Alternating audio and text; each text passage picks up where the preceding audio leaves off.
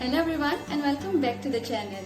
तो चलिए आज के इस व्लॉग में जानते हैं कि मिट्टी के दियों के पीछे का विज्ञान क्या है।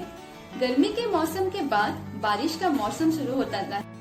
गर्मी के बाद बरसात के मौसम में ही सारी बीमारियां पनपती हैं, जिसका सीधा संबंध हमारे हेल्थ से रिलेटेड होता है। और इस मौसम में ही तो मॉस्किटो और मक्खियों की समस्या भी अधिक मात्रा में बढ़ जाती है, जो हमारे स्वास्थ्य को प्रभावित करते हैं। दीपावली को सारे घर के कोनों और स्थानों में दिए जलाए जाते हैं और ये दिए घी और सरसों का तेल डालकर जलाए जाते हैं, जो एयर प्यूरिफायर का काम करते हैं और इससे आपका घर शुद्ध रहता है।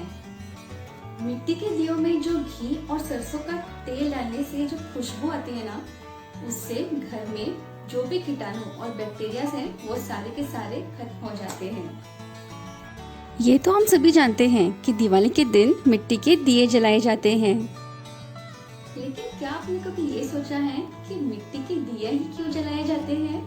इसके पीछे भी ना एक वैज्ञानिक कारण है।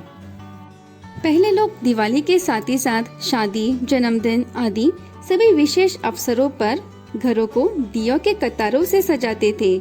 आज भी कोई भी शुभ शुरुआत भगवान के सामने दिया जलाकर ही करते हैं, लेकिन आजकल ये परंपरा धीरे धीरे औपचारिकता तक सीमित होती जा रही है।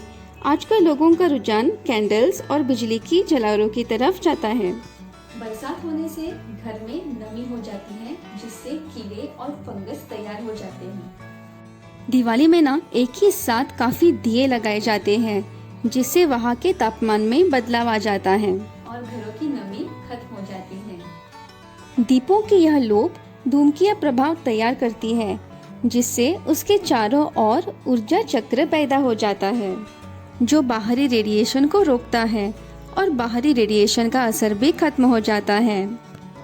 इतिहास गवाह है भोपाल डिजास्टर के बारे में, जो 1984 में हुआ था। इस घटना को सुनकर पूरा देश सुध-बुध हो बैठा था।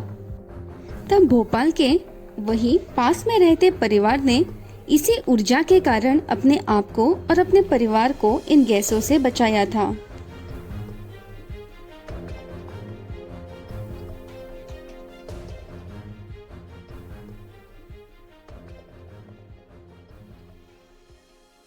मिट्टी के दिए इको फ्रेंडली भी होते हैं और इससे प्रदूषण नहीं फैलता।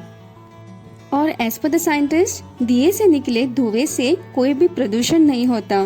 And actually it is also proved कि स्वास्थ्य की दृष्टि से ये बहुत फलदायी है और अस्थमा के पेशेंट्स को भी इससे फायदा होता है। गाय का घी जब भी अग्नि के संपर्क में आता है तो वातावरण शुद्ध हो जाता है और ये स्किन के लिए भी ना बहुत ही अच्छा रहता है। तो फिर आपको हमारा ये व्लॉग कैसा लगा कमेंट सेक्शन में जरूर बताइएगा, और अगर आप चैनल पे नए हो तो चैनल को सब्सक्राइब भी कीजिएगा। तो फिर चलिए मिलते हैं अगले व्लॉग में।